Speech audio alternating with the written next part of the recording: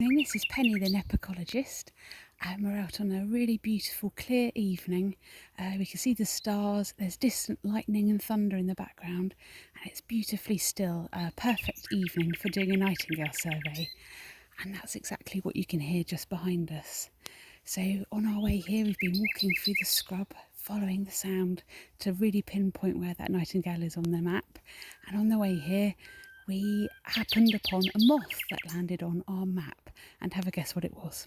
It was a sloe carpet, which is a moth that we've been looking for 5 years, knowing it must be here somewhere. It's a blackthorn feeder. We've got loads of lovely old stands of blackthorn here, so we thought it must be here. It's a notable species, so it's really exciting for us to have found that, and to have the backdrop of the nightingale singing behind us as well is just absolutely amazing. And I'm going to let you enjoy listening to the nightingale now.